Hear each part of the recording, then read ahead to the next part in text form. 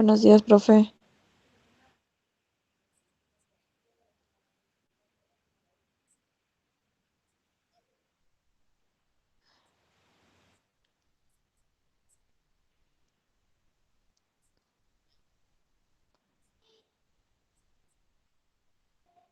Buenos días, profe.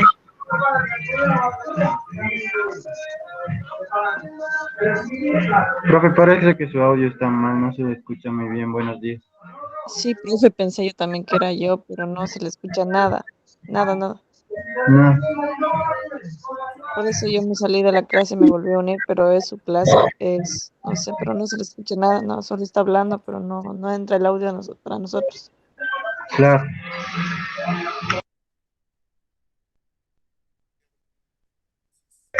Ya listo, profe.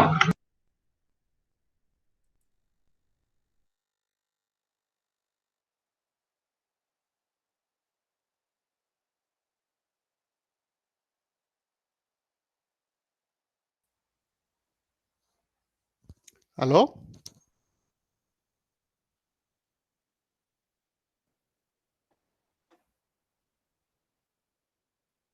Hola, ¿me pueden confirmar si ahora sí me escuchan? Sí, se le escucha ahora sí, profe.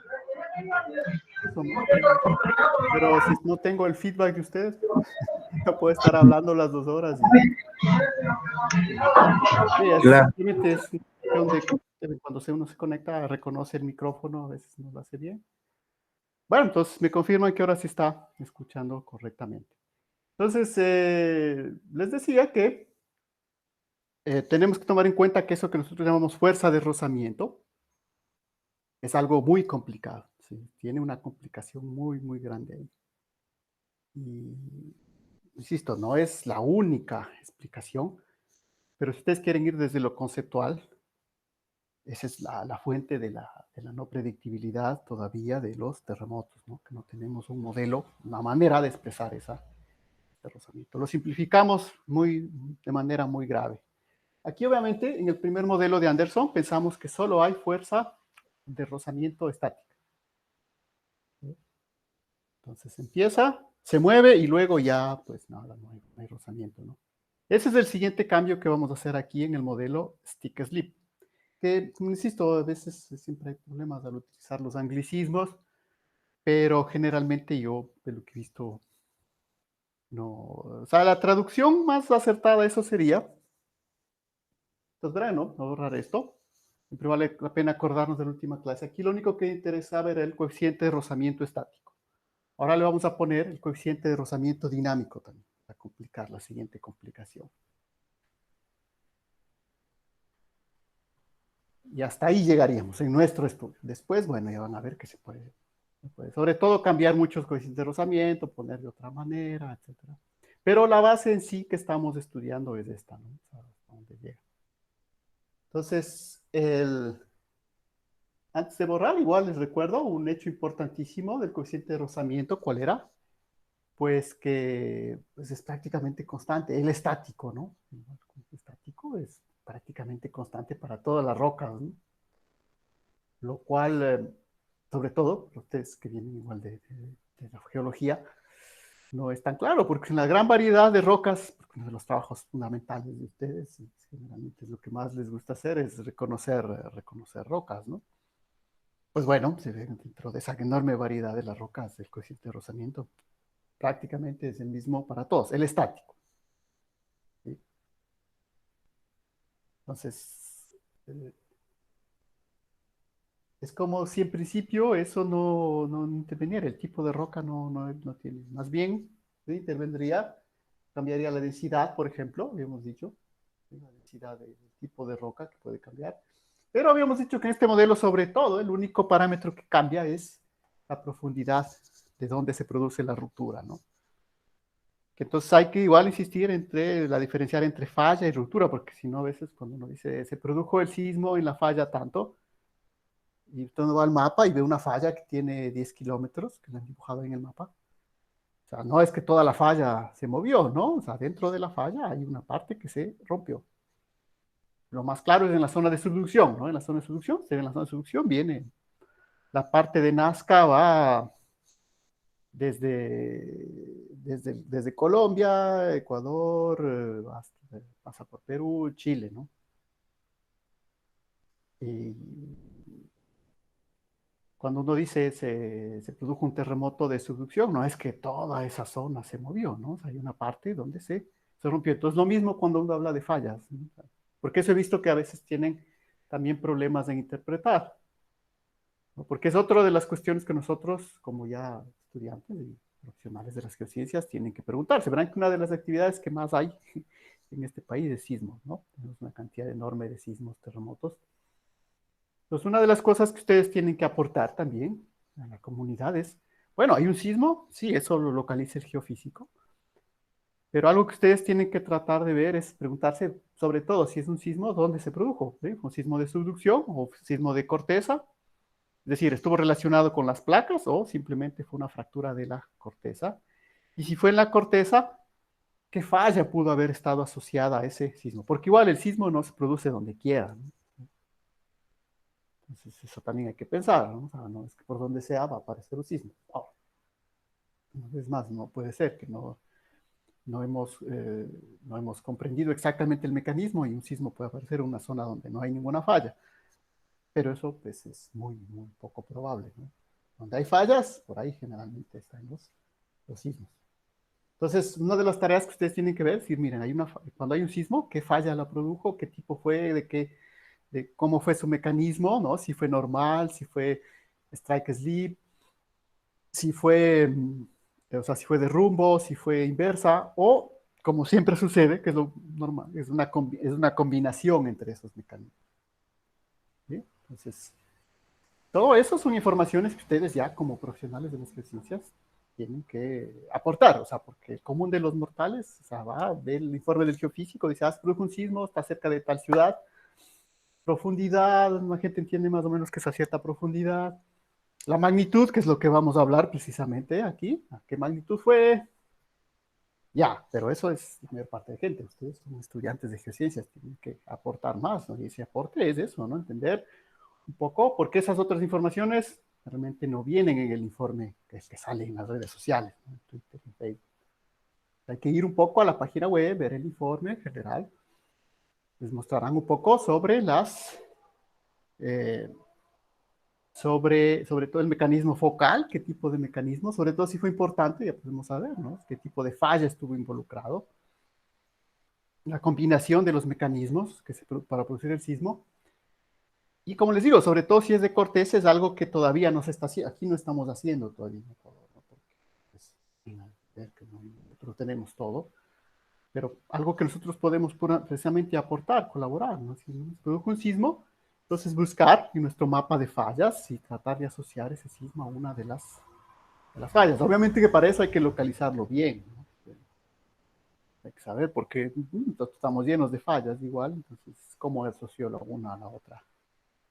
Son cosas que ustedes igual tienen que preguntarse cada vez que haya un sismo importante, ¿no? No simplemente contribuir al pánico general, ¿no? O sea, la idea del profesional en geociencias es que contribuya a lo que se conoce como la resiliencia. No vamos a hablar mucho de eso aquí porque eso es un tema de geología ambiental en la parte de peligrosidad, pero de todas maneras hay que entender para qué estudiamos todas estas ecuaciones, ¿no? O sea, no es simplemente para llenar pizarrones ni cuadernos de ecuaciones de sismos, ¿no? Sino que esto luego tiene una implicación en la sociedad. Y esa implicación es que tiene que haber en un país con tanta actividad sísmica como el nuestro, un mínimo número de profesionales que estén en la capacidad de explicar esos fenómenos al resto de la gente, ¿sí? Pero para explicar hay que aprender primero, o sea, no se puede explicar lo que no lo que no se entiende bien. Entonces, primero hay que entender bien el mecanismo, y luego en función de eso poder explicar. Y esa explicación no es vana, porque mucha gente dice, bueno, ya hubo el terremoto, pues ya se murió la gente, ¿para qué necesitamos esas explicaciones? Pues no, eso sí se ha determinado, que eso es importante, ¿sí? Es lo que se conoce como la resiliencia. Eso a la gente le ayuda a saber, entender, saber de dónde vienen estas cosas. Le ayuda a superar esas crisis que pueden darse por terremotos. Pues, sí. No es simplemente que la gente quiera salir en la televisión explicando cosas. No, o sea, realmente eso ayuda a la gente. Saber de dónde vienen, cómo es, qué mecanismo se produjo, dónde fue, por qué se originó, todo eso es lo que contribuye a la resiliencia. Si no, pues, ¿qué estaríamos haciendo esto? Porque les digo, todavía no podemos predecir, porque es lo primero que les van a decir, ay, ¿cuándo viene el siguiente? ¿Un sismo? ¿Va a haber otro sismo? Ahí la respuesta es tajante, no se puede predecir. ¿Hubo uno grande? ¿Habrá después otro grande? No, no se puede predecir, o sea, no podemos en ese momento. No podemos, o sea, no podemos dar ninguna probabilidad sobre eso. ¿Sí? Lo que sí podemos dar como probabilidad, y es una vez más, digo, es el curso de geología ambiental, es en qué zonas es más probable que haya sismos. ¿Sí? Es lo que sirve para determinar la amenaza sísmica, ¿no? Pero eso no quiere decir que vaya a ser el sismo mañana, ni en una hora, ni en 50 años, ¿no? O sea, puede ser en cualquier momento. No es una predicción todavía. Entonces, todos esos detalles es por qué necesitamos entender estas ecuaciones, ¿cierto? Y eso obviamente les digo es porque pues igual, según el modelo que estamos trabajando, pues yo entiendo que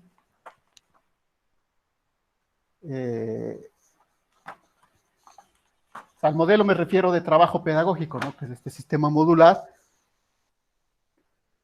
Sí, mientras vamos avanzando, los días es más difícil avanzar, porque realmente porque hay un cansancio ya del proceso, ¿no? Por eso les digo, la idea de un curso es que esto dure 5 meses, ¿no?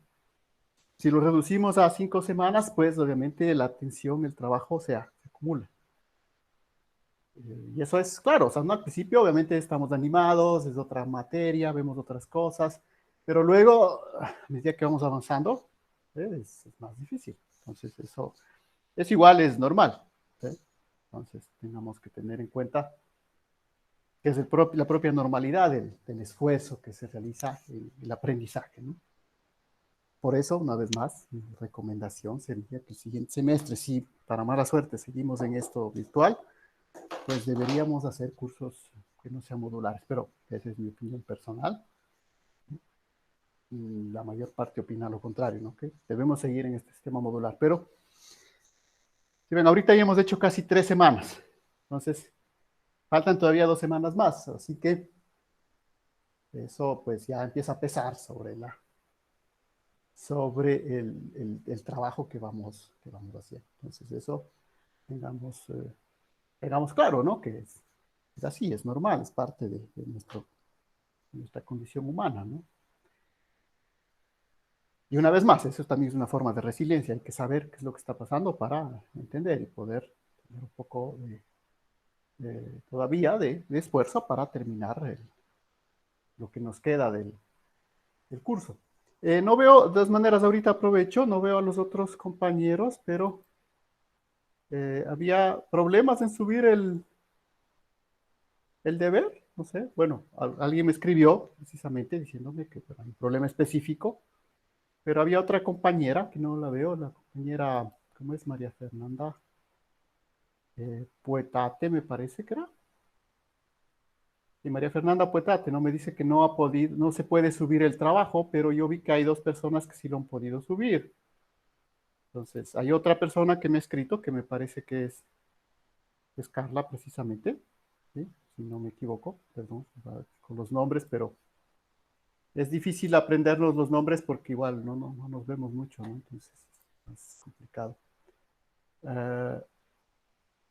Entonces, yo les había dicho que igual, a veces puede haber una justificación totalmente comprensible, sobre todo en esta pequeña cosa que nos sucedió, ¿no? Que yo les he dicho que el día jueves yo tenía muchas reuniones, entonces, ¿qué había hecho? Había subido la tarea, Pero obviamente les había dejado oculta porque si no hubieran querido empezar a hacer desde el día jueves, desde el día miércoles.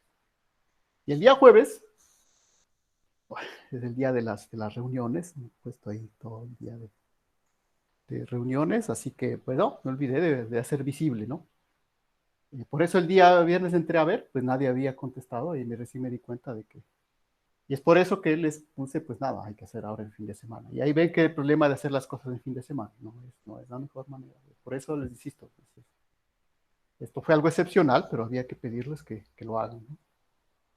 Entonces, como les decía, a veces si hay justificaciones reales, yo simplemente les digo, por favor, escriban un mail, un correo electrónico, explicando tranquilamente con fechas sobre todo, tal día tuve un problema, etcétera, etcétera, puede ser cualquiera. No hace falta tampoco entrar en detalles específicos, ¿no? O sea, de qué, por qué, pero al menos tener eso como respaldo, ¿no? Porque la idea es que si ven que yo igual he estado poniendo una, una pequeña penalización por el atraso, ¿no? Porque también hay que premiar al que hace el tiempo exacto, ¿no? Si hay un pequeño atraso, pues se está pidiendo una penalización. Si es que la persona presenta una justificación, pues obviamente no tendrá esa penalización. Entonces eso, eh, entiendo yo que sigue siendo accesible el ejercicio, ¿no? Nada más, porque generalmente ya me ha pasado, hay otros que entregan un poco atrasados y lo único que hace el sistema es me informa, ¿no? Sale ahí, dice, entregada con atraso a la fecha propuesta. Entonces, no veía el problema. Sobre todo, como les digo, era la compañera María Fernanda que había puesto que no puede subir el ejercicio. Puede ser un problema de la plataforma justamente a veces, ¿no? Entonces, por eso es la idea de hacerlo en el tiempo máximo, para que no haya esa congestión de la plataforma, ¿no? Porque igual es otra cosa que se debe entender a veces. Si, bueno, la plataforma no funciona, verán que la plataforma esta Moodle está en servidores, es decir, en máquinas nuestras, ¿no? De la universidad.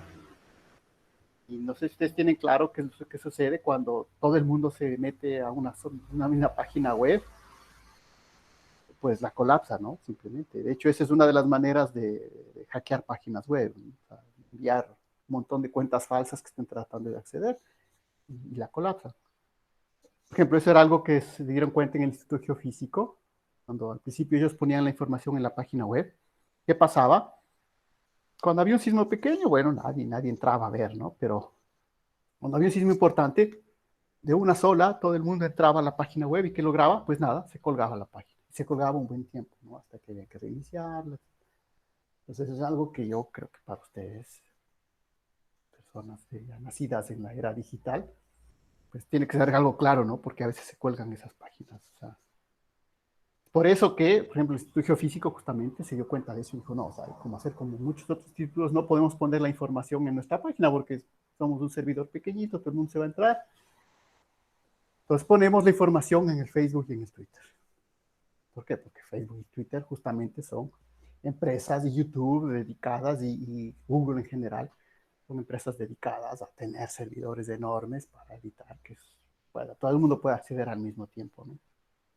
Entonces, eso justamente es lo que nos sucede con nuestra pequeña plataforma Moodle. Por eso yo les doy el máximo tiempo ahí para que puedan subir, ¿no? Y a veces sí, a veces puede dar ese problema que no permite el acceso, pero les digo, es por eso, ¿no? Hay muchas personas que están accediendo al mismo tiempo, ¿no? Y son servidores pequeños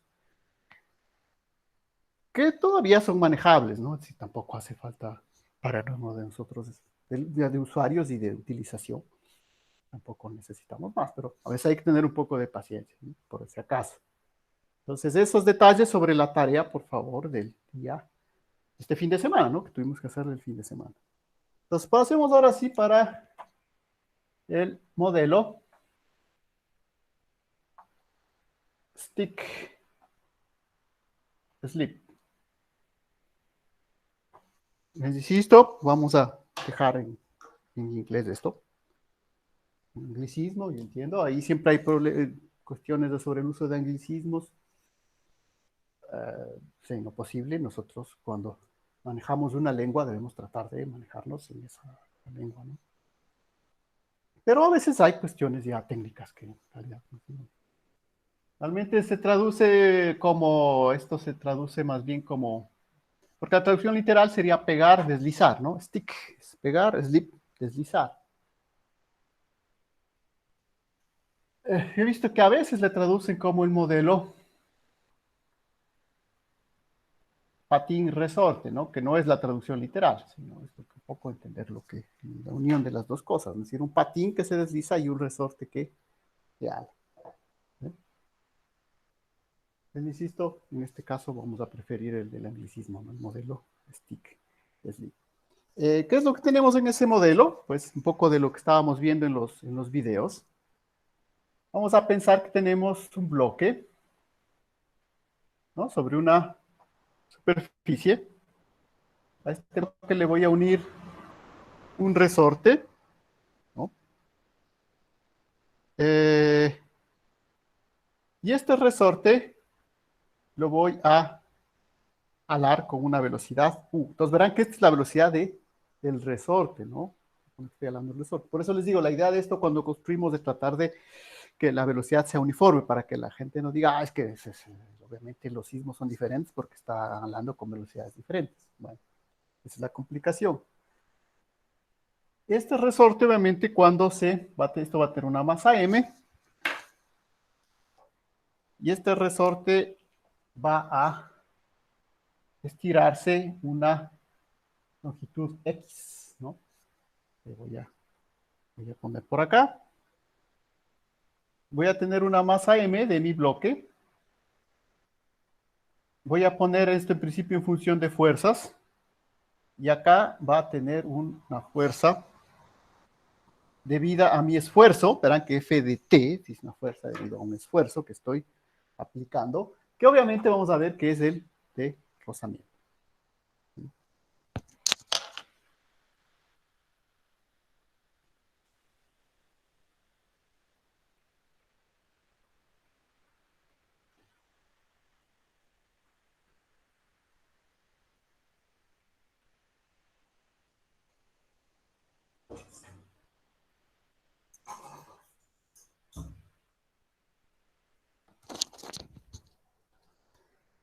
Y vuelven a ver que este modelo en sí, su planteamiento dinámico es bastante simple, es decir, no tenemos...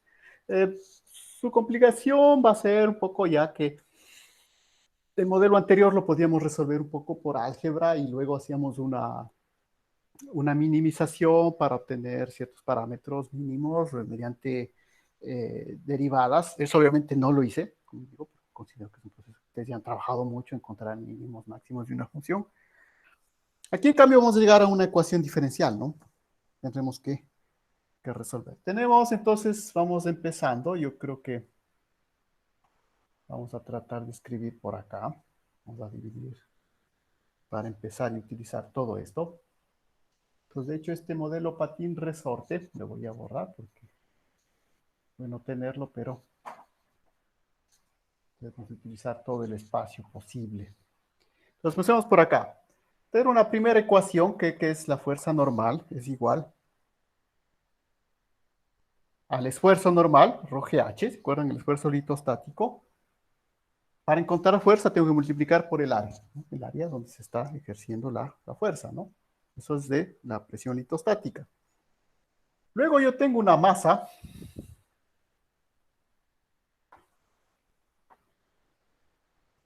Entonces, un parámetro importante de una vez que vamos a entender es el área de nuestro bloque, pero a su vez va a ser el área de ruptura, ¿no? Porque todo lo que se va a romper no es solamente una línea, sino es un área, ¿no? Entonces, el área va a ser el área de ruptura. Y lo que vamos a entender un poco es que el área vamos a considerar que es un cuadrado, ¿no? Estamos viendo un cuadrado, la manera más simple. Por lo tanto, yo puedo encontrar mi masa como simplemente tengo que multiplicar la densidad por el volumen. ¿Sí? Entonces voy a pensar que es un cubo, el volumen de prueba. Entonces, ¿cuál es el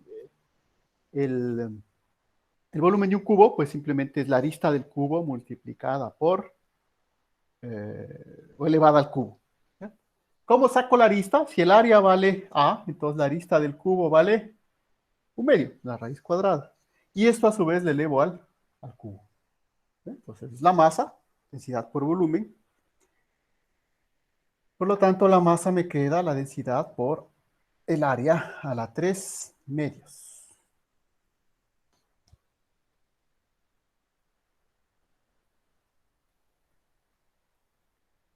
¿Qué más? Ahora entonces, este esfuerzo, el esfuerzo, ahora vamos, perdón, por la fuerza esta que estoy aplicando ahí.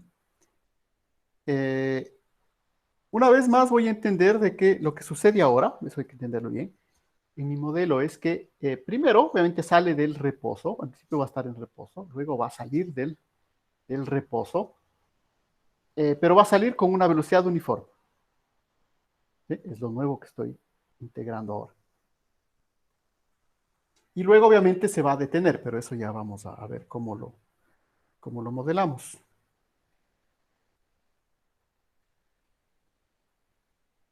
Entonces, lo que tengo ahí es un esfuerzo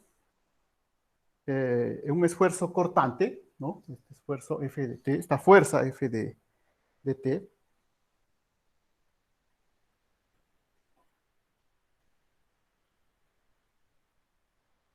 tiene que venir de algún lado, ¿no? Y tiene que estar en equilibrio, ¿no? Entonces, en equilibrio dinámico, obviamente, ¿no? Esta fuerza tiene que ser igual, ¿sí?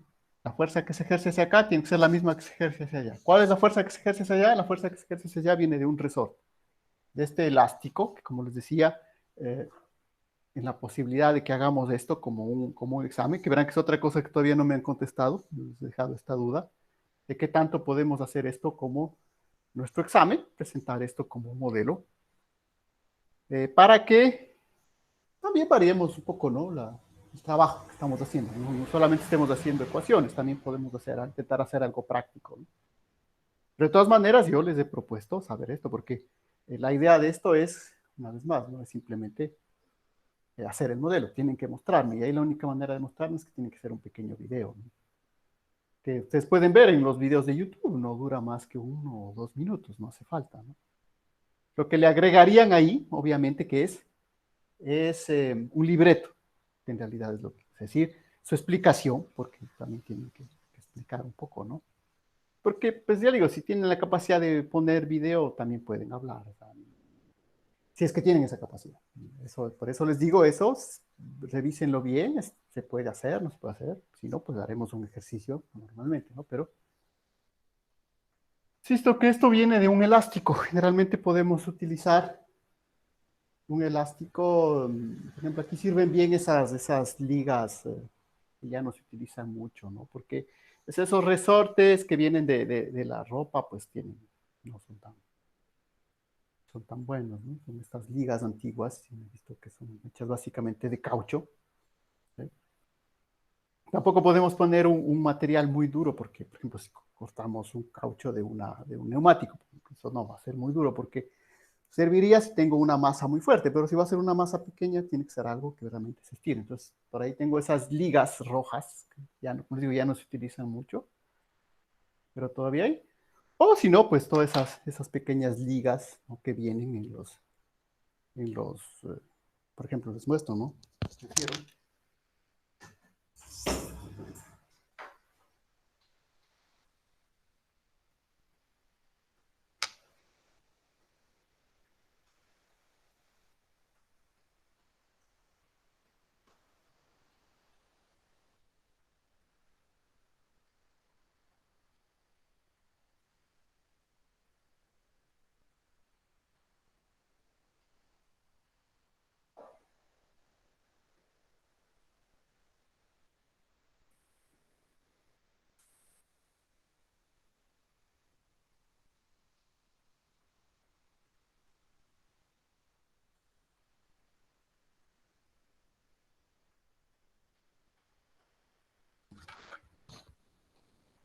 Generalmente, pues podemos utilizar estas, ¿no?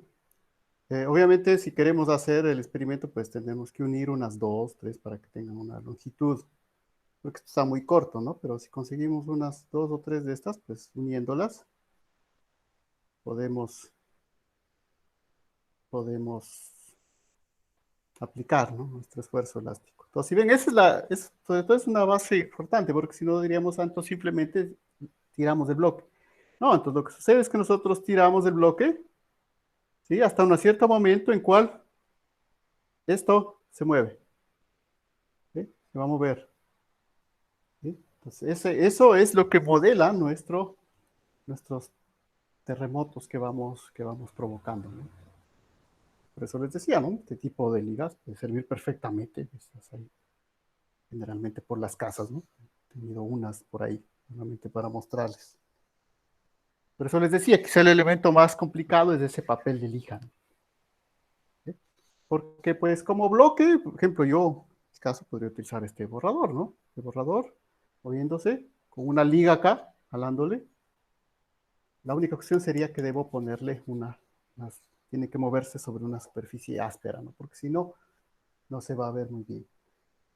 Ahora, igual también pueden intentar, ¿sí? Pues si tienen una superficie suficientemente áspera, quizá también pueda funcionar sin necesidad de llegar a utilizar papeles de lija, ¿no? Generalmente puede servir, por ejemplo, si hacemos esto sobre una madera que no esté pintada, como una triplex, ¿eh?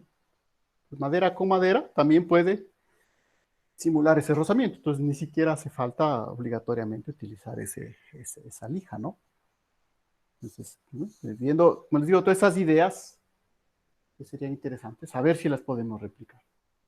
Pues bueno, ese esfuerzo elástico tiene que ser igual en este caso, para que haya un equilibrio. Por lo tanto, la fuerza elástica, recuerden, es un caso especial del esfuerzo elástico, es la ley de Hooke, ¿no? Es la más simple. Además de esto, sabemos que el esfuerzo, este es un esfuerzo cortante.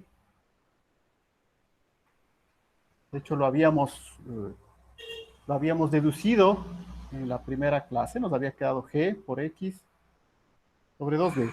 ¿Sí? La única diferencia, ¿se acuerdan? Este esfuerzo cortante venía de dónde? De la definición de la deformación, ¿no? La definición de este módulo de cizalladura G era simplemente, ¿qué cosa? La deformación sobre el esfuerzo.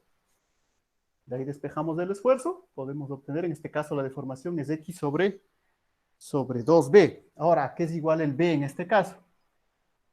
El B, que es en este caso la longitud de la ruptura. ¿Eh? Longitud de la ruptura, estamos diciendo que se mueve toda esta área, se rompe, ¿no? Toda esta área se rompe.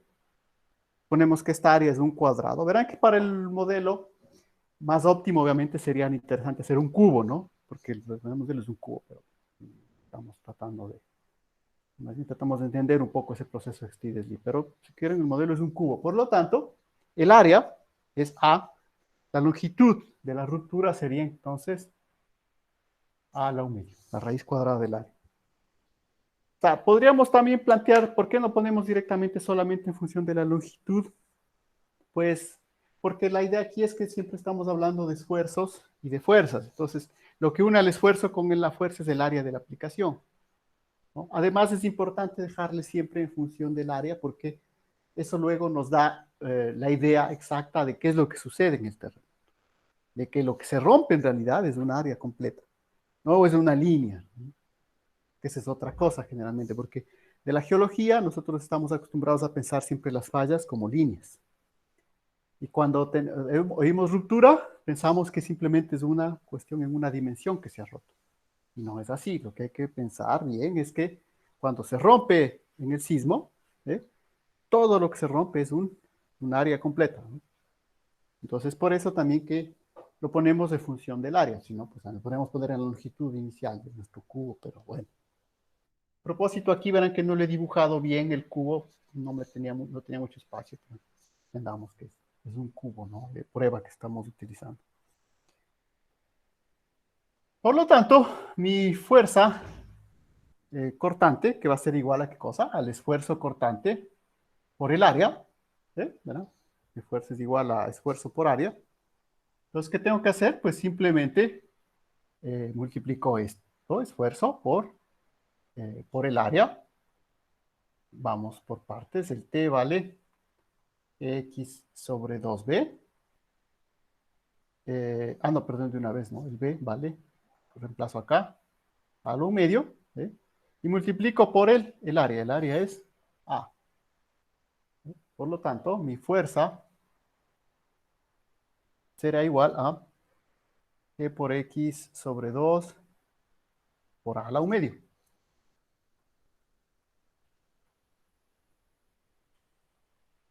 Ahora, lo que quiero llegar con esto es en realidad lo siguiente, que yo puedo poner también, recuerden, tenía, a esta le puedo llamar 1, a esta le puedo llamar la ecuación 2. ¿Sí? Los puedo reemplazar en 2, ¿sí? Reemplazo en 2.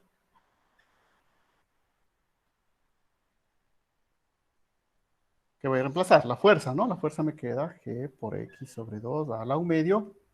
Y del otro lado me queda K por X.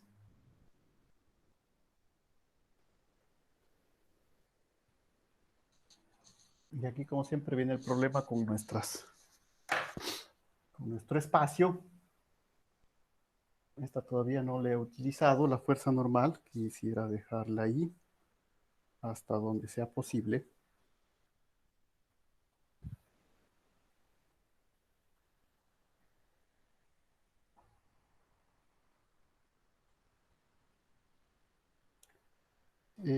Obviamente ya tengo K. Y aquí obviamente lo que me interesa es despejar el K, ¿no? Que sería la constante elástica del resorte.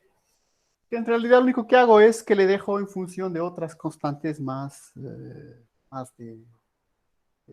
bloques, ¿no? Como es esta módulo de las ensayaduras. ¿Sí? Aquí puedo despejar K. El X con el X se va a simplificar. Yo creo que todavía tengo un espacio por acá, ¿no? Entonces el K, la constante elástica, en este caso me queda G por A a la 1 medio sobre 2, ¿sí ven? El X, la elongación del resorte de nuestra liga, esta que estamos viendo, ¿no?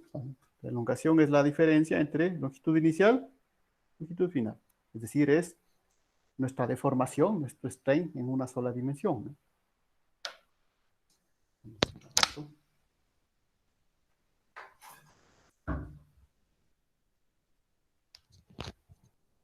Listo. Entonces tengo mi valor a mi constante K, a esta ecuación, esta K, le voy a llamar la ecuación 3. Porque luego voy a necesitar todas. Entonces tengo la 1, la 2, que ya utilicé, la 3. Yo creo que es más importante borrar esto por el momento.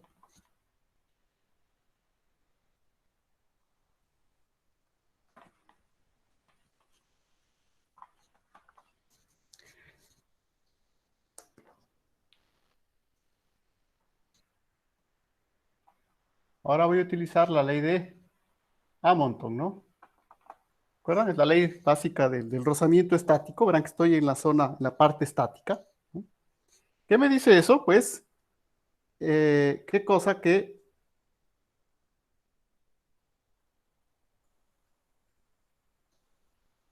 la fuerza elástica, K por X, verán que estamos en equilibrio, ¿no? Fuerza elástica tiene que ser igual a la fuerza de rozamiento. La ley básica de Hamilton me dice que la fuerza de rozamiento es el coeficiente de rozamiento por la fuerza normal. ¿De acuerdo? Entonces, ¿qué hago con esto? Pues ahora sí reemplazo todo lo que he obtenido, ¿no es cierto? Reemplazo el K. Reemplazo G por A a la 1 medio sobre 2 por X. Aquí le voy a poner un X específico porque verán que es mi X en la parte estática. ¿Sí? Es cuando el bloque comienza a moverse. Porque ya van a ver que hay la parte dinámica cuando ya continúa el movimiento. Entonces, por eso estoy utilizando el coeficiente de rozamiento estático. Y aquí se utilizo 1, ¿no? Reemplazo todo esto. Entonces me queda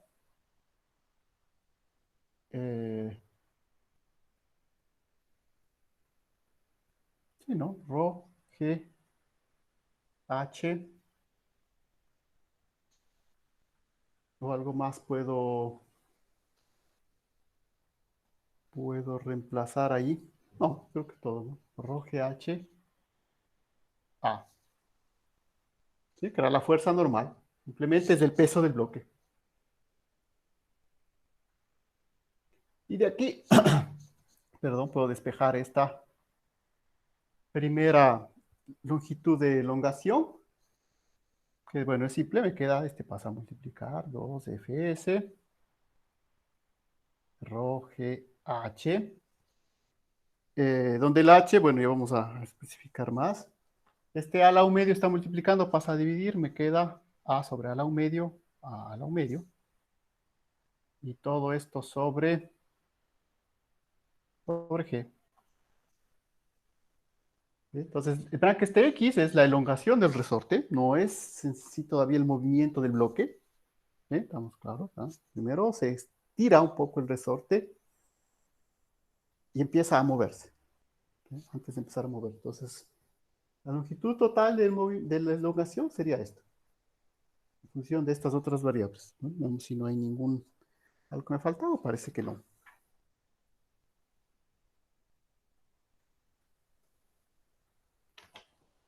Listo, vamos hasta ahí.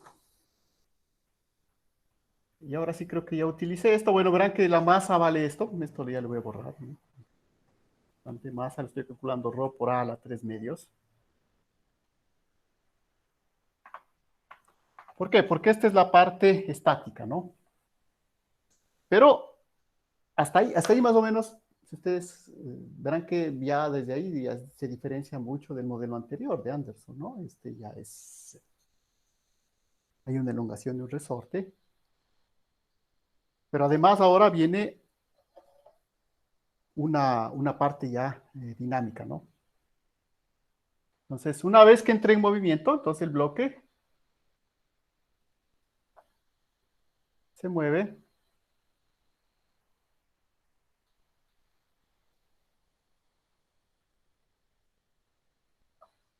con velocidad, ¿no? Con una cierta velocidad. Y eso hace que el rozamiento actúe, pero ahora un rozamiento dinámico, ¿no? Entonces hay una fuerza, ahora la fuerza tangencial. Obviamente hay una velocidad constante, esa es la idea. Vamos a todavía simplificar bastante el problema. Si la velocidad es constante, la fuerza tangencial será igual al coeficiente de rozamiento dinámico por la fuerza normal. Entonces verán que seguimos utilizando la ley de Hamilton, ¿no? Una ley, como decíamos, muy simplificada, que he utilizado durante muchísimos siglos ya. ¿Cuántos siglos? Dos o tres siglos. Así que, pues bueno, esa es la simplificación importante. Luego, ya en los modelos más actuales, obviamente, pues la idea es que esta ley de Hamilton ya es simple, ¿no? Simplemente, no, esta ley ya del rozamiento ya tiene formas más complicadas que incluyen la velocidad, ciertos parámetros de ruptura, de tamaños de los granos que tenemos en nuestras fallas. Pero, una vez más, es que aquí está el problema, ¿no? Pero, como hacemos esto todavía, eh, nos puede ayudar, ¿no? Entonces, obviamente las otras ecuaciones yo ya les he borrado, pero bueno, no hay problema. Vamos a volver a escribir por acá. Lo que necesito es escribir mi ecuación ahora con movimiento. ¿Sí? Para escribir mi ecuación con movimiento, ¿qué debo hacer? Pues yo debo considerar qué cosa que una vez que empieza a moverse el bloque, ¿sí? Igual, no es que simplemente se mueve con velocidad constante, sino que, como observamos en los videos que les mostré, ¿qué pasa? Se mueve, pero luego se detiene. Eso quiere decir que ahora sí hay una fuerza, una aceleración que está actuando, ¿no? Hay una fuerza resultante.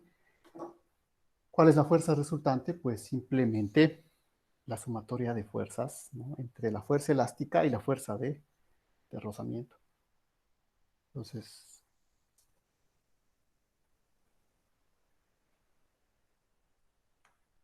¿Cómo obtengo yo esa ecuación? Pues simplemente digo sumatoria de fuerzas es igual a masa por aceleración.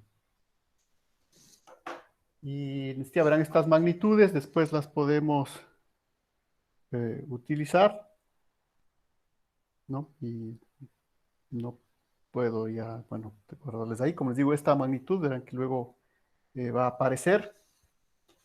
Entonces, de todas maneras, antes de borrarla, les insisto, ¿no? No es una magnitud definitiva, pero nos va a ayudar después, ¿no? Ya necesito borrarla. ¿No? Esta X que habíamos obtenido de elongación estática, ¿no? Entonces, para...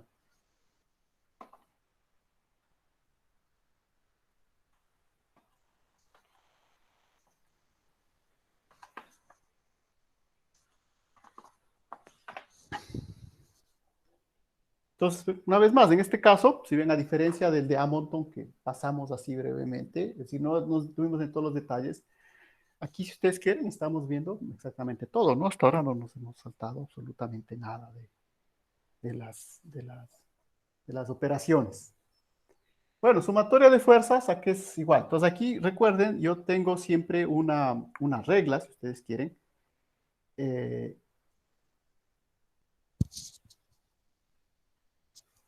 Para saber, está la regla básica, ¿se acuerdan de los cursos básicos? Es fuerza que favorece al movimiento, positiva. Fuerza que se opone al movimiento, negativa. Entonces, en esa perspectiva, yo diría la que favorece al movimiento es la fuerza elástica, por lo tanto, debería ser positiva. Y la que se opone es la de rozamiento, va a ser negativa. Pero aquí, ustedes si se dan cuenta, es que el movimiento ya sé de entrada que es desacelerado. Entonces, si hago esa sumatoria a nivel, como lo hacemos en los cursos básicos, ¿qué va a pasar? Que si hago siempre esa sumatoria, me va a salir la aceleración con signo negativo. ¿Por qué? Porque obviamente es un movimiento desacelerado, ¿no? ¿Sí? El bloque comienza a moverse y luego se detiene. Siempre va a ser desacelerado. Entonces, si yo hago eso, nuestra convención original, siempre va a salirme una aceleración negativa. Entonces, yo puedo cambiar eso, ¿no? Nada más para evitar que la aceleración me salga negativa y trabajar con una aceleración positiva. Pues nada más cambiando los signos, es decir, la fuerza, que sería en este caso la positiva, sería la del rozamiento. ¿Estamos claros? Entonces, si ustedes quieren, fuerza de rozamiento dinámico y la otra es la fuerza elástica, ¿no? Voy a poner, ¿no? Y esto es igual a masa por aceleración. Entonces, ¿estamos claros? Verán que hay un pequeño cambio de signos y ustedes van a ver que estos cambios de signos se ven. Es en función de la practicidad. Generalmente cuando nosotros estamos en los cursos iniciales nos dicen siempre pongamos las fuerzas que favorecen para saber si el movimiento es acelerado o desacelerado. ¿No? En este caso sabemos que es desacelerado, entonces queremos trabajar con una aceleración positiva. Entonces cambiamos al revés, ¿no? Los signos de las fuerzas. Y reemplazamos, entonces la fuerza dinámica de rozamiento, ¿sí? Que sería esta. Pues ¿a qué es igual? Pues es igual simplemente a Fd por la fuerza normal. La fuerza elástica, K por X, verán que esa fuerza elástica, insisto, es un caso particular del esfuerzo elástico en 3 dimensiones, ¿no? Que hemos visto. Y la masa por aceleración, ¿cómo debemos ponerle? Pues masa por segunda derivada de la posición respecto al tiempo. Entonces verán que aquí ya estamos incluyendo una variable importante, que es la variable tiempo, ¿no? Pero eso una vez más quiero que entendamos, este tiempo que estamos obteniendo, si ustedes quieren, es el tiempo que sería entre que el bloque se mueve hasta que se detiene, ¿no? Pero todavía no es un tiempo que me diga el momento en que el bloque está detenido antes de que comience a moverse, que sería el tiempo que yo espero que sea el tiempo entre 2 terremotos, entre 2 sismos. Como les observamos cuando vimos ese video del rebote elástico, ¿se acuerdan? ¿No? Se carga el sistema, se libera, Entonces, bueno, ese tiempo donde se libera el esfuerzo es este tiempo que estamos midiendo, ¿no? No estamos todavía investigando el tiempo en sí que tarda en ceder la fuerza estática original de rozamiento. Entonces, bueno, ahora tengo que reemplazar, ¿no? Reemplazo el coeficiente de rozamiento, aunque aquí yo creo que ya podríamos plantearnos nuestro deber, ¿sí? Sí, yo creo que aquí ya puede ser, ¿sí? Son unas simplificaciones simples, unas simplificaciones básicas, pero yo creo que ayuda para entender un poco las ecuaciones que estamos haciendo. ¿Sí? Entonces, planteémonos aquí el deber. Lo que tenemos que reemplazar es el F normal. ¿Sí ven? ¿Se acuerdan? Ese F normal es la ecuación que le hemos llamado 1, la presión litostática. Debemos reemplazar el coeficiente de rozamiento de no. Debemos reemplazar el K, ¿sí? Que habíamos obtenido, ¿sí? Que ya habíamos llamado la ecuación 3. Y debemos reemplazar también, otra vez, acá también debemos reemplazar la masa, la ecuación 1, ¿recuerdan? La ecuación de masa. ¿Quieren? Entonces, reemplacemos más bien eso para que quede como deber, ¿no? Reemplazar. Empecemos en orden, si ustedes quieren. La Fn. Bueno, vamos a escribir, no hay problema. La Fn valía rho GH A. Era la ecuación 1. Reemplazar el K que habíamos obtenido. La ecuación 2. Ah, no, esta era la 3, me parece. El 1. Sí, esta era la 3. Entonces, vamos en orden. Sí, la 2. Teníamos esta otra ecuación. La masa es igual. Esto también habéis obtenido. Obviamente ya le borré. A la 3 medios. Escribir bien, porque como es para el deber, que quede lo más claro posible. Esta es la 2, ¿no? Y la 3 que habíamos obtenido es que K es igual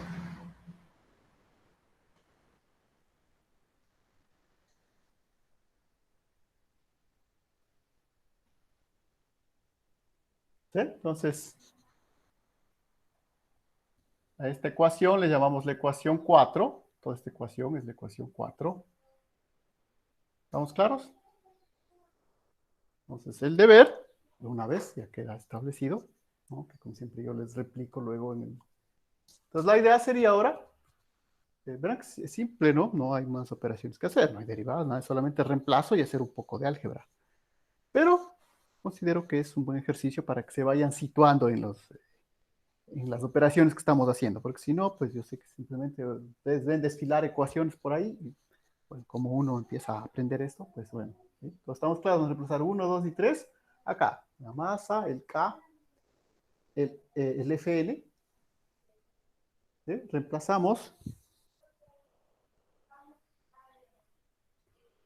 Reemplazar 1, 2 y 3 en la ecuación diferencial 4, ¿no? ¿Sí? Obviamente reemplazar y simplificar, ¿no? Entonces, una vez que reemplazamos y simplificamos, esa parte nos quedaría de deber.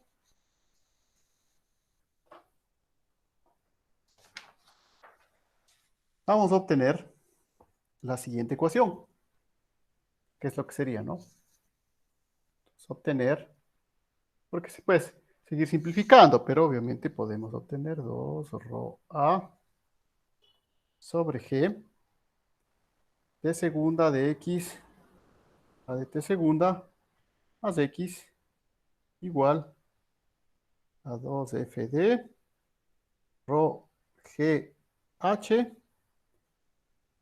a la U medio. Ya se vamos a escribir abajo porque si no aquí se va. se va a confundir, entonces mejor que quede lo más claro posible. Entonces todo esto es igual a 2 coeficiente de rozamiento dinámico, rho g h a la 1 medio sobre g. Entonces, ¿está claro el deber? Verán, por favor, para el deber de mañana.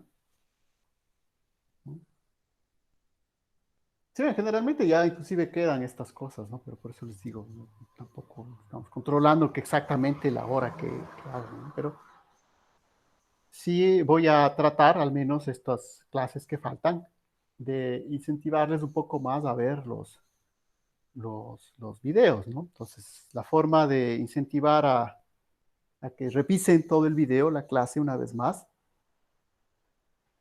es plantearles el deber de esta manera, ¿no? Lo estábamos haciendo, nada más que yo después les sacaba esa parte, les volví a escribir. Pues bueno, ahora vamos les digo, a hacer un paso más de esfuerzo, ¿no? Yo simplemente les pondré, pues, realizar el deber que quedó pendiente en la clase, ¿no es cierto? Para que así ustedes tengan el tiempo de revisar un poco más lo que está sucediendo en la clase, ¿no? En el video, que es un poco el trabajo que también tienen que hacer. Y eso igual también un poco para cambiar la dinámica, ¿no? Pues por eso les digo, ¿no? Está claro, todo el deber está aquí, ¿no? Vamos a reemplazar 1, 2 y 3 en la ecuación 4, simplificando, porque va a haber que hacer unas simplificaciones, van a obtener esto de acá. De todas maneras, déjenme reviso. 2 rho a sobre g, de derivada segunda de x respecto a t, más x, ¿verdad? Más x es igual a 2 coeficiente de rozamiento dinámico, es fd, ¿no? Rho gh por a la 1 medio, sobre el módulo de cizalladura g. ¿Estamos de acuerdo? Pues aquí ya empezamos como digo, a no hacer todas las ecuaciones en la clase, ¿no? Porque esa es otra de las... siempre que hacemos una clase, esa es un poco la idea, ¿no? No vale la pena tampoco simplemente lanzar las ecuaciones, porque podríamos hacer, del modelo bueno, estas son las ecuaciones, vamos a reemplazar y vamos a ver qué sale. No, ese no es nuestro objetivo. Entonces, obviamente, hacemos un poco del desarrollo, ¿sí?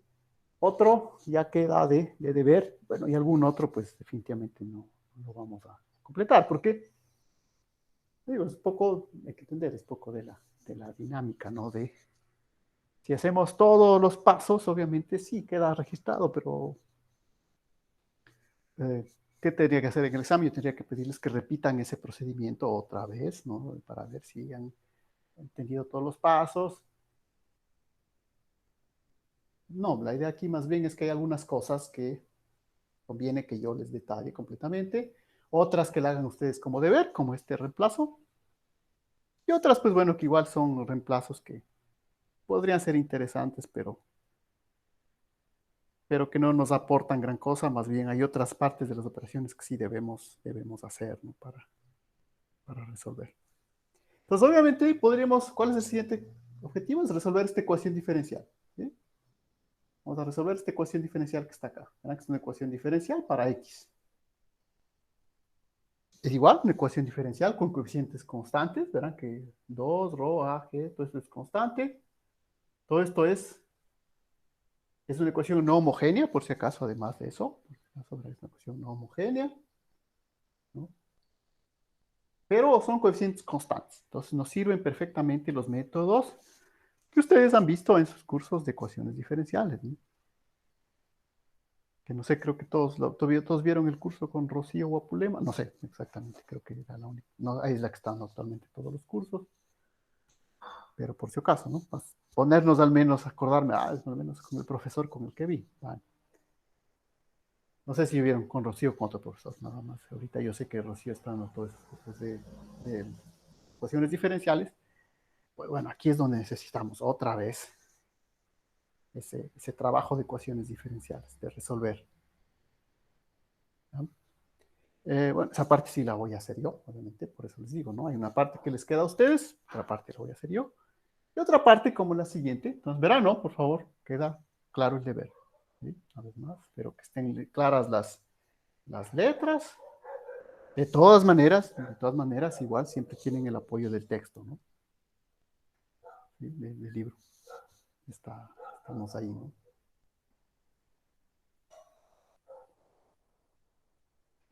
Porque ahora sí ya voy a borrar todo esto para el siguiente. Porque lo siguiente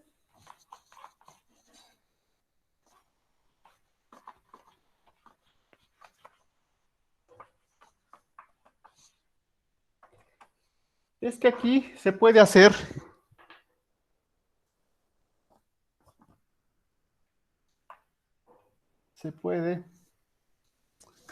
vamos de color.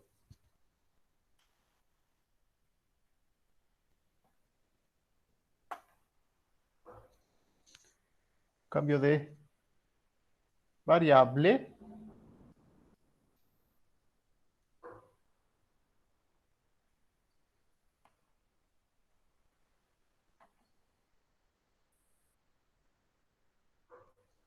Esto yo no sé, igual no sé si practican un poco en otras materias. Ahí sí no tengo claro, sinceramente. O sea, existe un procedimiento muy estándar, igual en las ciencias exactas, en las ecuaciones, que consiste en buscar variables adimensionales, ¿no? No es un procedimiento complicado, pero yo no sé si siempre lo hacen. Sino la idea es que nosotros podemos plantear unas variables adimensionales que le vamos a llamar, verán, phi, que va a ser igual al coeficiente estático sobre el dinámico. Una variable temporal t que va a ser igual a t por g 2 rho a la 1 medio. La t mayúscula, ¿no? Ahora una x mayúscula que va a ser igual a x minúscula g 2 fs rho gh a la 1 medio. Si se acuerdan un poco eso, es ese valor que está ahí, es, ¿qué cosa? Que hemos hecho la ecuación. De hecho, de aquí aparecen las variables adimensionales. ¿Se acuerdan la ecuación que teníamos para el xs? Para el x, para la elongación en el régimen estático. Pues si ven, ¿no? Lo que hemos hecho eso es pasar a dividir todo eso. Esto vale 1, y a esta variable le estamos llamando nuestra nueva variable adimensional x. Y en función de eso redefinimos las otras variables. Bueno, es un poco el trabajo, ¿no? Y además la velocidad, ¿no? La velocidad, U mayúscula, le vamos a poner como U sobre coeficiente estático GH.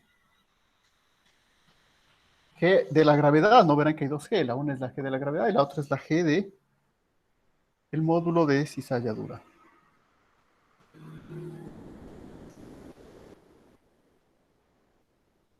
Entonces, ustedes ven, ¿no? Aquí podemos hacernos otro trabajito, otro deber, ese ya no les voy a pedir. Pero el otro trabajito sería, ¿qué cosa? Ahora voy a reemplazar todos estos valores, ¿sí ven? El X lo voy a reemplazar acá por este, no hay problema. Pero antes de reemplazar acá, tengo que hacer esta doble derivada, ¿sí ven? Tengo que derivar X respecto a T, tendría que derivar esto respecto a T, y la T reemplazarle por esta T mayúscula. ¿Ven? Bueno, con eso nosotros lo que hacemos nada más es que reescribimos esta ecuación, esta, se reescribe como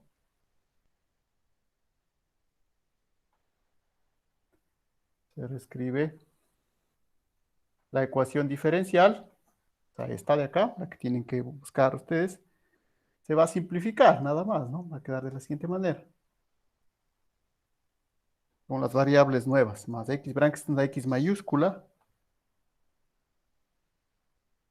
¿Sí? Y ahora es esta ecuación la que tengo que resolver. En realidad, les digo, podríamos haber resuelto esta de acá mismo, ¿no? No es tampoco. Nada más que, pues bueno, es un poco la idea siempre también saber de que hay estos cambios a variables adimensionales. O sea, cuando uno hace cambios a variables adimensionales es importante porque precisamente quiero aplicar esto en algún método experimental, ¿no es cierto? Entonces, la idea aquí es que no todo el mundo va a hacer el mismo experimento a la misma escala. Puede ser que alguien se va a coger un bloque de 1 metro, perdón, de 10 centímetros, son 10 centímetros. Otro decir, bueno, voy a hacer uno con uno de 8 centímetros. Entonces, para poder comparar resultados en esos experimentos, es mejor plantear la teoría en variables adimensionales. ¿Sí? Por si acaso, esa es una de las ideas. La otra es, que es queda más evidente, que la ecuación se simplifica. Si ven todo esto de acá, se simplificó acá. Esta es la ecuación que tengo que resolver, que es una ecuación diferencial. Que igual, una ecuación diferencial, coeficientes constantes, pero es no homogénea. Entonces, ¿cómo resuelvo una ecuación coeficientes constantes no homogénea? La idea, en este caso, es que yo tengo que, ¿se acuerdan? Es el procedimiento básico. Encuentro una solución para la parte homogénea y luego busco una solución particular para la parte no homogénea, ¿no? Esa es la teoría básica. De ahí hay varios métodos que puedo yo aplicar. ¿Sí? Y que, les digo, espero que ustedes hayan revisado esos métodos dentro del curso de ecuaciones diferenciales, ¿no? Porque en este momento, uno de los que yo les podría poner, ¿no? Resuelvan esa ecuación diferencial. Es algo que ustedes están en la capacidad actualmente de hacer, de resolver esa ecuación diferencial. De todas maneras, puedo mostrar que a veces hay algún método más simple, más que irnos por ese método general, que es encontrar primero la homogénea, luego la no homogénea. Puedo cambiar variable, un nuevo cambio de variable. Voy a llamar mi variable y como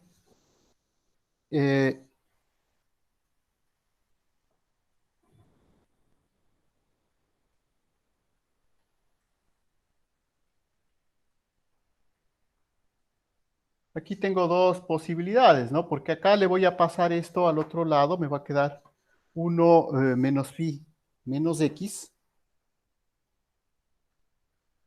Pero por cuestiones del análisis, entonces ven aquí, yo puedo hacer el cambio de variable y decir que sea y igual a menos 1 sobre phi. ¿Para qué me sirve este cambio de variable?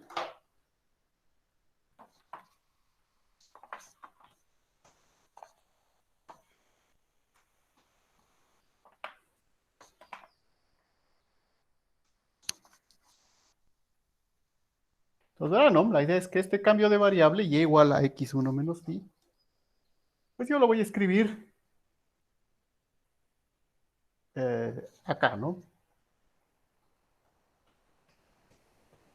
Entonces, yo necesito la segunda, el x no hay problema, ¿no? El x lo puedo escribir, la primera derivada de y respecto a t. Entonces, primera derivada respecto a t de x menos 1 sobre phi. Queda de y a dt. Derivada. ¿Sí? Y la derivada de 1 sobre phi, recuerden que era phi. Phi era el cociente entre los dos coeficientes de rozamiento, que son constantes en nuestra teoría. Y aquí es donde van a ver que la teoría se simplifica mucho para nosotros porque estamos considerando que esos coeficientes son verdaderamente constantes. El siguiente paso ya en la investigación, la gente que está investigando, publicando artículos sobre esto, es que esos coeficientes, este phi de aquí ya no es una constante. Ya hay unas fórmulas más complicadas que dependen de la velocidad, así que la ecuación ya no se puede resolver analíticamente, hay que resolverla numéricamente, etc. Pero a nuestro nivel, este phi es una constante.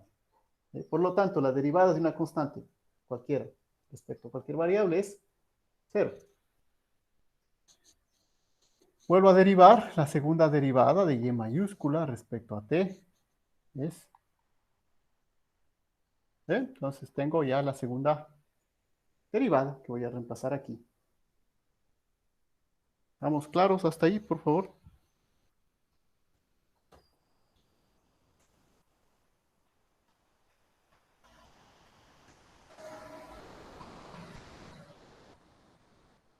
Para proceder a resolver mi ecuación. Verán que lo que estoy pasando para acá, si ustedes quieren, lo que estoy haciendo es este 1 sobre phi le paso para acá. Entonces, ¿qué me queda? La segunda derivada, vamos por partes. Bueno, sí, yo creo que podemos.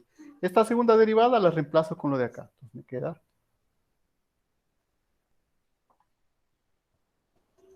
¿Sí? Reemplazo esto. Más, ahora le pongo x menos 1 sobre phi igual a 0. ¿Sí? Esto estaba sumando, paso a restar. Y ese, otra vez, ese x menos 1 sobre phi es y. ¿Sí? ¿No? De acá. Entonces mi ecuación se me simplifica todavía más y me queda de segunda de y respecto a t segunda más y igual a 0. Entonces, ¿qué he hecho esto? Pues simplemente, pues ven que he encontrado una ecuación de segundo grado con coeficientes constantes homogéneos. Mucho más fácil de resolver. ¿Cómo se resuelve esto? Pues coeficientes, eh, ecuación característica, ¿no? M cuadrado más m a la 0, verán que no hay m a la 1, igual a 0. M cuadrado más 1 igual a 0. Sí, esto ya borremos nomás. Todo eso ya sabemos. Vamos a resolver la ecuación diferencial. Para acordarme lo que estaba resolviendo, de todas maneras.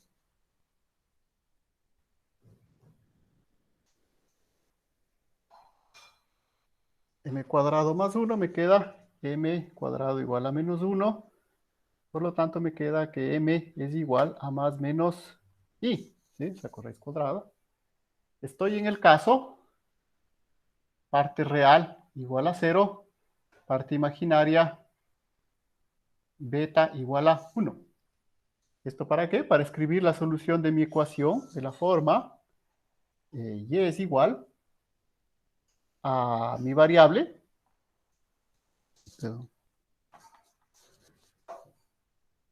a e a la t alfa,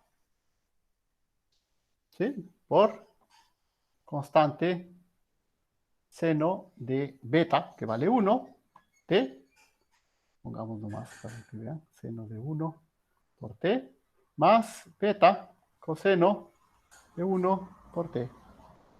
¿Ah? La forma de la solución en este tipo de cuando tengo raíces complejas. Parte real, alfa, que vale 0, parte imaginaria, que vale 1. Aquí va a quedar real a 0. Por lo tanto, y ha sido igual a seno de t más b coseno de t.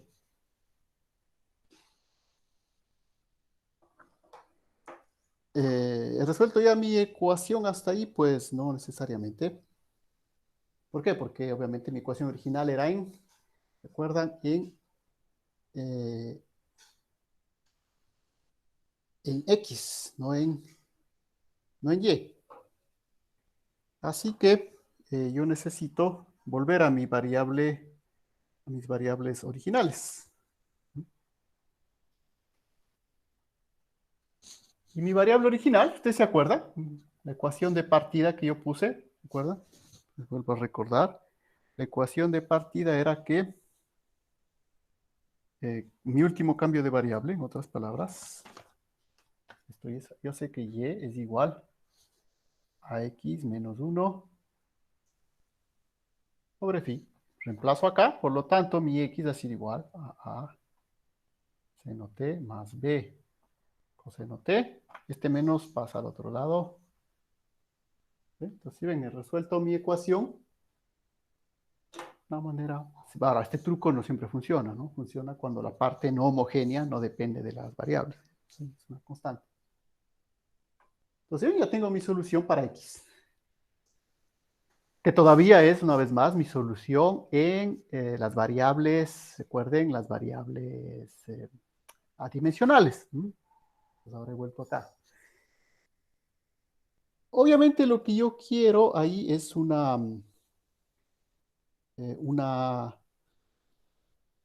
una solución homogénea, una solución particular, porque esta es mi solución general, ¿sí? Que depende de mis constantes A y B, que yo no sé cuánto vale. Entonces, para ver esas constantes A y B, yo tengo las siguientes condiciones, ¿no? Que en T, en el tiempo T, igual a 0, yo sé que comienza mi movimiento, ¿no es cierto? Entonces, en T igual a 0 yo tengo un valor de, de mi, de mi variable. Entonces, mis variables, más bien antes de ponerle eso, veamos un poco. Pero que verán que no son, lo que quiero que digan es que no son las X. Porque si diríamos en tiempo T igual a 0, pues yo empiezo desde X igual a 0 y punto. Pero no, la idea es que yo hice un cambio de variable, que eran variables adimensionales. Por lo tanto, la idea es que lo que sucede es lo siguiente, ¿no? Que para mí X, yo comienzo de mi variable 1. ¿Sí? Mi primer valor va a ser 1 porque es una variable adimensional. Y de ahí, pues bueno, esto empieza a caer para acá. Esto es X. Esto es en T, ¿no? Y mi otro, en cambio, mi otra variable, que será la velocidad, yo comienzo en 0, la velocidad crece y luego pop, regresa otra vez a 0. Esta es la velocidad U, es decir, la derivada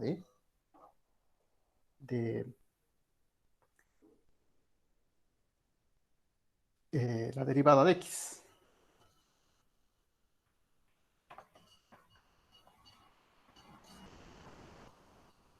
Por lo tanto, yo tengo mis dos condiciones, para por eso les digo, no son los que empezar el tiempo, bueno, sí, tiempo 0, tiempo T mayúscula, pero en mi X yo comienzo desde mi valor 1, ¿no? Que es mi variable adimensional. Por eso, en T igual a 0, yo voy a tener, ¿qué cosa? Que mi X no vale 0, ¿no? Sino que mi X vale 1, que sería una primera condición que podría yo utilizar para reemplazar ahí.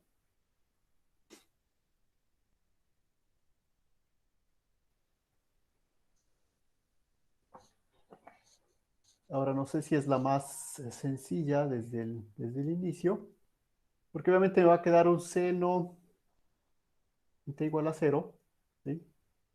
Voy a obtener un valor.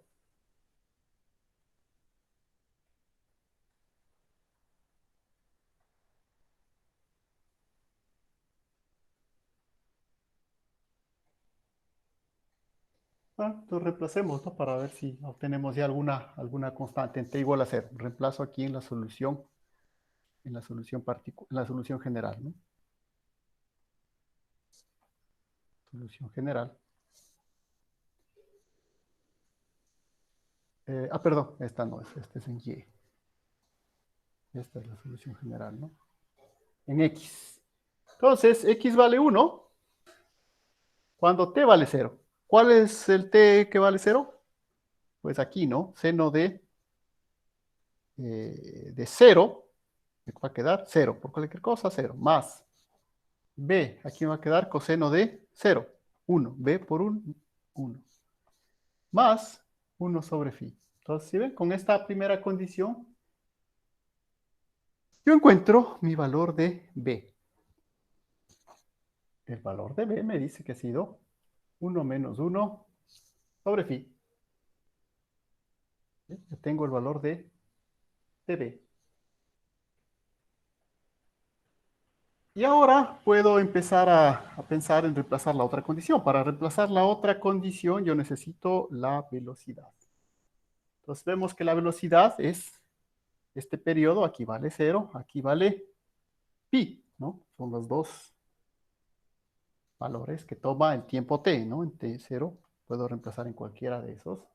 Pero primero entonces tengo que derivar todo esto para poder reemplazar la velocidad. Entonces derivo la derivada de x respecto a t. La derivada del seno es el coseno más b. La derivada del coseno es menos del seno. La derivada de 1 sobre phi, verán que la derivada de 1 sobre phi es Cero, ¿no? Porque 1 sobre phi es una constante. La derivada del coseno es el menos del seno. Y esto obviamente es la velocidad. Entonces yo sé que u vale 0 cuando t vale 0 y cuando t vale phi.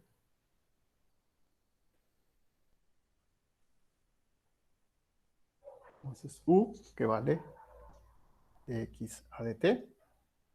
Todo reemplazo, ¿no? 0 es igual a por el coseno de 0 menos b por el seno de 0.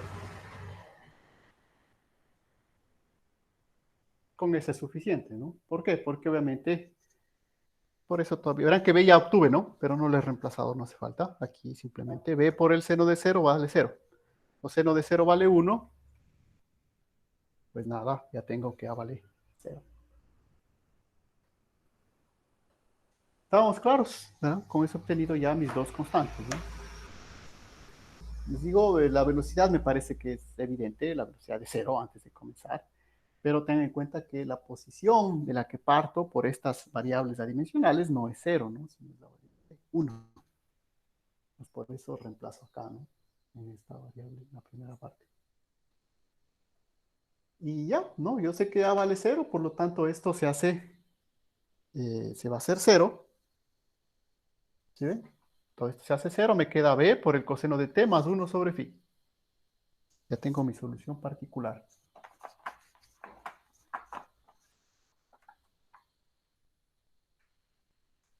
Sí, hasta aquí nomás necesito reemplazar. Entonces, venga, ¿no? Es el proceso de resolver ecuaciones diferenciales, ¿no? Entonces, verán, sobre todas estas partes yo les podría haber enviado su deber o pensar eso para un examen, etcétera. Pues hay varias cosas que podemos evaluar, ¿no? De todas maneras, de todo eso, pues, escogemos. Algunas cosas les demuestro completamente yo, como en este caso, que les he hecho todas las operaciones. Otras, pues, les quedan como tarea, ¿no? Entonces, reemplazamos acá, ¿no? Me queda x es igual a, entonces ya vale 0, no le pongo, más b, entonces b vale 1 menos 1 sobre phi por el coseno de t más 1 sobre phi. ¿Sí? Estoy reemplazando el b.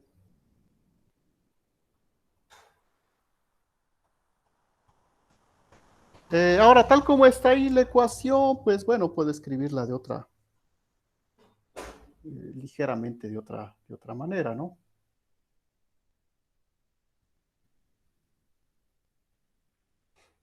Me quedaría haciendo estas operaciones, ¿no es cierto? Coseno de t menos 1 sobre phi coseno de t más 1 sobre phi. X es igual. Aunque no, bueno, puedo dejarle. No creo que gane mucho. No, suficiente ahí. No hace falta más. 1 sobre phi más 1.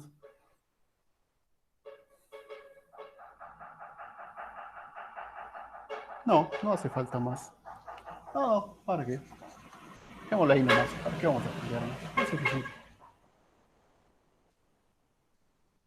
¿Sí? Entonces, esta es la solución, ustedes quieren, de mi ecuación diferencial que modela, porque al final es esto, no es un modelo de comportamiento stick-slip, bajo el supuesto de que serán los coeficientes de rozamiento son constantes, ¿no? Entonces, esta sería mi solución, 1 menos 1 sobre phi. Ustedes ven que todo depende en realidad del coeficiente de rozamiento, una vez más, de los dos coeficientes, porque recuerden que el phi es la variabilidad de los dos coeficientes de rozamiento. Pero bueno, lo que más bien me interesa ahí sería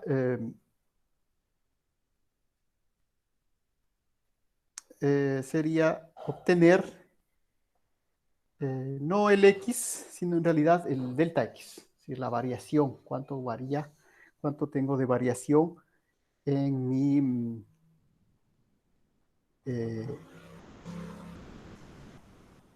movimiento.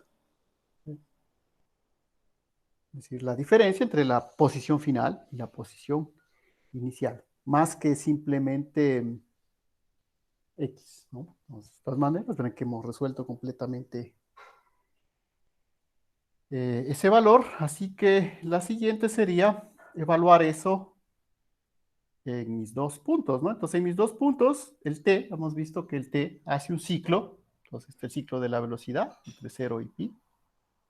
Entonces, lo que necesitamos aquí es encontrar precisamente cuánto vale mi x en 0, ¿no?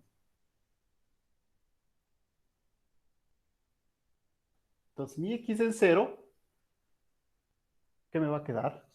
Bueno, 1 menos 1 sobre phi. Coseno de 0 vale 1, más 1 sobre phi.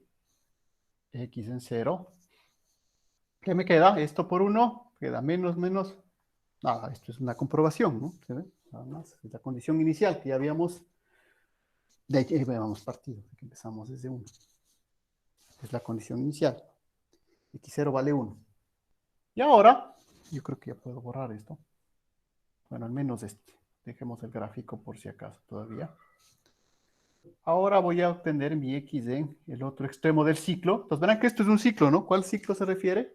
Pues al ciclo de movimiento se detiene. ¿Sí? El problema, ya van a ver, como les digo, porque seríamos simplemente un ciclo, ¿no? Entonces es cuestión de esperar al siguiente ciclo para que suceda el siguiente terremoto. Y ahí viene el problema, ¿no? Porque obviamente el problema es que estos ciclos no son uniformes, ¿no? Cambian cada vez, ¿no? Entonces aquí lo que me da la información de esto es que pasa en un ciclo. Entonces quiero que entiendan, ¿no? Lo que me da la información es que pasa cuando se empieza a mover, se detiene. Hasta ahí llega mi modelo. No me permite saber qué pasa después. ¿Sí? Después diríamos, bueno, el ciclo es el mismo porque los parámetros son los mismos. Entonces ya vemos que en la realidad no es así, ¿no? Y eso lo vemos en el experimento haciéndolo así a mano. Entonces por eso quiero que entiendan qué parte estamos modelando. Estamos modelando la primera pequeña parte, un solo ciclo, carga, terremoto, carga, terremoto. Pero cada uno de esos ciclos no tiene por qué ser igual, a pesar de que todos los parámetros son iguales. ¿Por qué es eso? Porque obviamente este de aquí, el 1 sobre phi, no es una constante. Ahí es donde estamos simplificando el problema. Pero es más, es nuestra primera simplificación, así que es válida, ¿no? Para obtener unos parámetros que ya van a ver, que sobre todo son la magnitud del terremoto, que es lo importante que vamos a definir. De todas maneras, no terminaremos el día de hoy, porque aquí van varios cálculos que hacer. Yo creo que terminemos hasta aquí. Vamos a ver, x en pi. Entonces reemplazo, ¿no? Me queda 1 menos, reemplazo en la solución particular, el coseno de pi, más 1. Entonces, bueno, aquí pueden revisar, ¿no? El coseno de pi es menos 1, ¿no? ¿Verdad? Por si acaso, bueno, si no pueden ver en la calculadora y si no,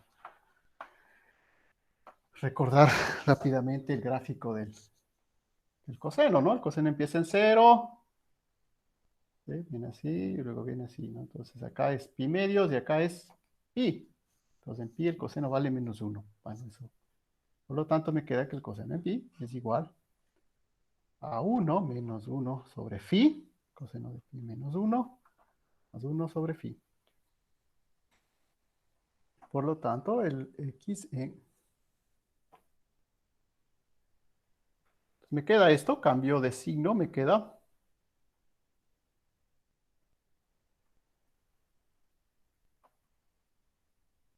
¿Sí? Cambia de signo, por lo tanto mi x válido 2 sobre pi menos 1.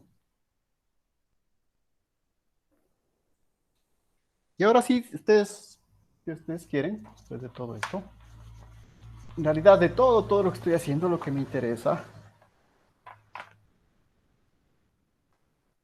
es mi desplazamiento, si ustedes quieren. Mi desplazamiento X es igual a ¿qué cosa? A mi X final, que es mi X en pi, menos mi X inicial, que es X en 0.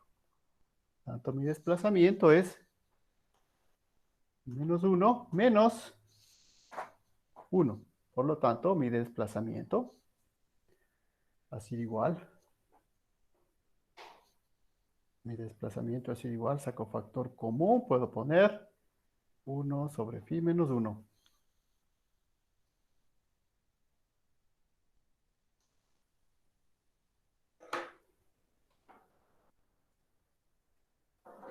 Y ahora, para terminar la clase de hoy, porque si no nos quedaríamos a medias, todavía no hemos terminado el modelo. Verán que la idea es esa, ¿no? Mientras vamos avanzando, los modelos son más difíciles.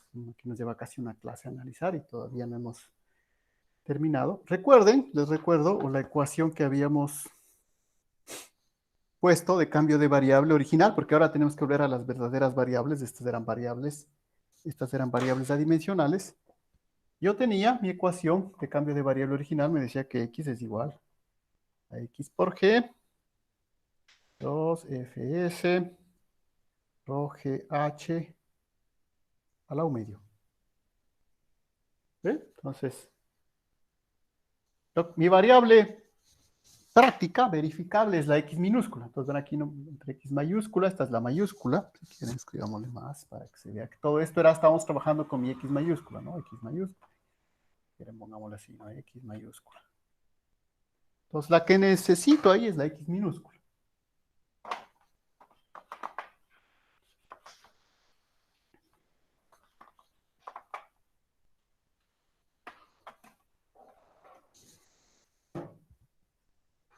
La x minúscula sería igual a x mayúscula por 2fs rho gh a un medio, todo sobre g.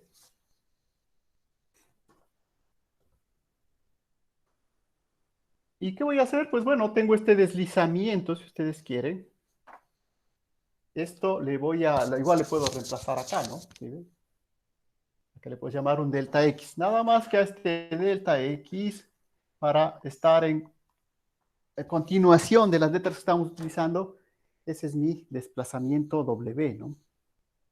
Puedo seguir trabajando con X, pero la idea es que si no, pues entendemos que X es un eje determinado, no, es un desplazamiento. No sé exactamente en qué eje sea. Entonces, le llamo W. Entonces, ¿qué tengo que hacer? Pues bueno, reemplazo. Finalmente, que creo que es lo que llegaríamos hasta hoy. No creo que nos convenga ir más allá. No, a ver, déjenme ver si podemos reemplazar todavía lo siguiente. Sí, pues lo reemplazamos.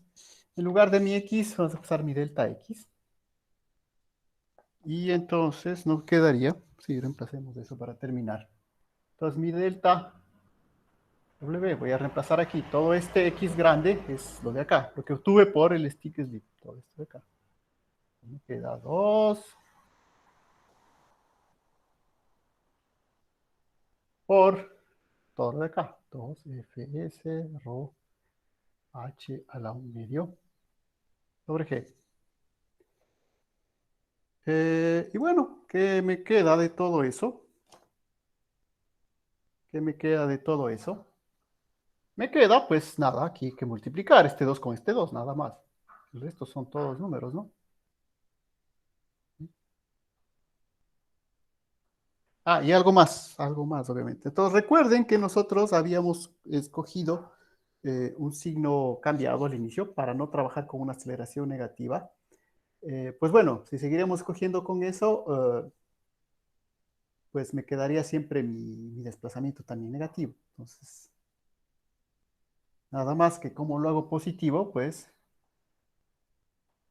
ven, vuelvo si quieren a mi desplazamiento original, tengo que ponerle un menos adelante. Y con eso llego a una de las ecuaciones importantes de mi teoría del stick slip. Pues verán, ¿no? Este 2 con este 2, 4. Fs, rho g h a la 1 medio, aquí no cambia nada. Todo sobre g. Nada más que aquí, como les decía, lo único que cambia es este signo, ¿no? Aquí multiplico todo esto por -1, me queda 1 menos 1 sobre phi. Esto, les digo, recuerden que habíamos escogido. Sí, aquí, bueno, hay dos maneras de hacerlo, ¿no? Ahora, igual yo, sinceramente, hubiese seguido con la aceleración negativa desde un inicio. Bueno, se va de un signo hasta el final para volver otra vez a esto de acá. Lo he seguido igual así porque, bueno, también así lo propone el texto. Bueno, tampoco es cuestión de seguir ciegamente lo que propone el texto, pero sí me parece justificable, ¿no? O sea, hay un signo que nos molestaría durante todo el desarrollo anterior. Bueno, ¿por qué no le ponemos al final otra vez? Volvemos a el sentido original, ¿se acuerdan? Digo, bueno, al principio cambiamos de sentido, cogimos la aceleración positiva, aunque es un movimiento desacelerado. Si queremos ya volver a las coordenadas originales, habría que cambiar de signo esto acá. Entonces, cambiamos el desplazamiento ya por un menos, y obviamente lo único que cambia es aquí, ¿no? Si multiplicamos esto por menos, el -1 se hace más, el 1 sobre pi se hace menos. Y tenemos el desplazamiento, esto sería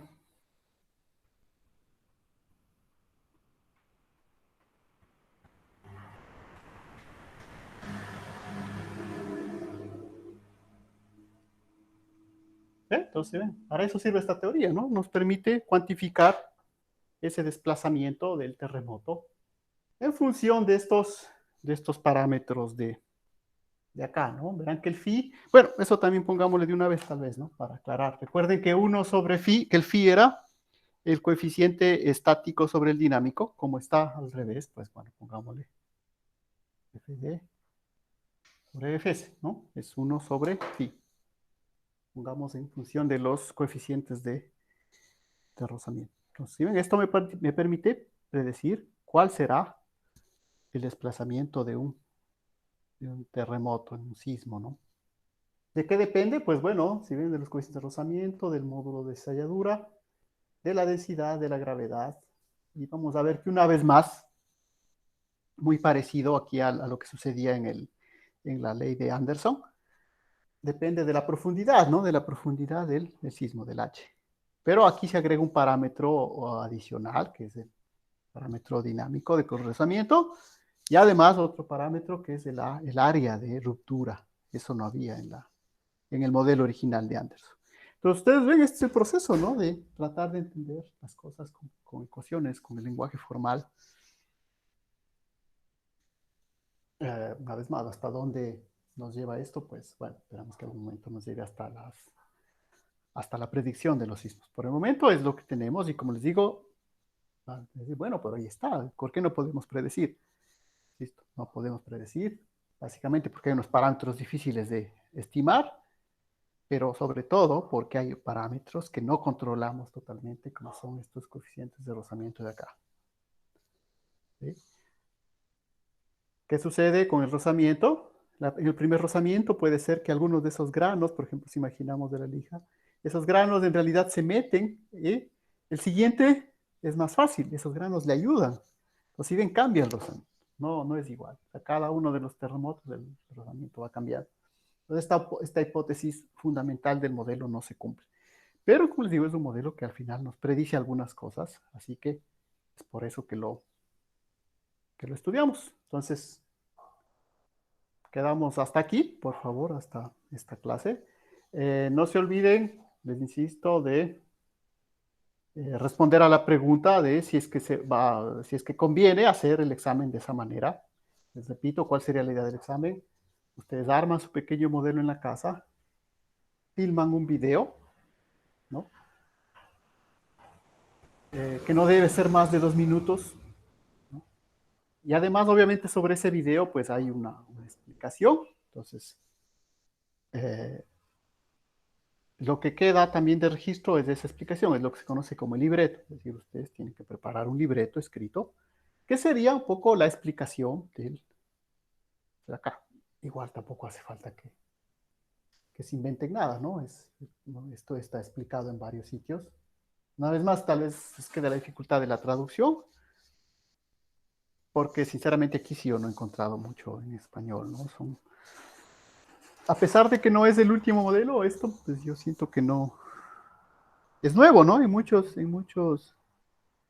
aspectos de las geociencias no se llega hasta acá, este modelo Stick Slip, sabiendo que es una de las bases. Entonces, si bien ese sería el trabajo, les explico, ¿no? Armar el modelo, hacerlo funcionar, y mientras funciona, pues explicar el libreto, ¿no? Que sería máximo una página, ¿no? Es decir, hablar sobre el modelo, qué funciona, qué representa. Queda entonces todavía la inquietud saber si es que se puede hacer ese examen. Simplemente para que ustedes hagan otras tareas, ¿no? Para que no sea todo ecuaciones, todo ecuaciones. Por el momento habría esa otra posibilidad. Eso, entonces quedamos hasta ahí. ¿Ya? No se olviden el deber, pues verán, ¿no? Que ya está planteado dentro del video. En este caso, simplemente les recordaré. Y si hay esa complicación de que hubo la justificación por algún sitio, pues entonces, por favor, también hacer la justificación respectiva para el otro deber que quedó pendiente. Listo. ¿Ninguna duda adicional? No, profe, gracias. Listo, entonces quedamos hasta ahí, hasta el siguiente clase.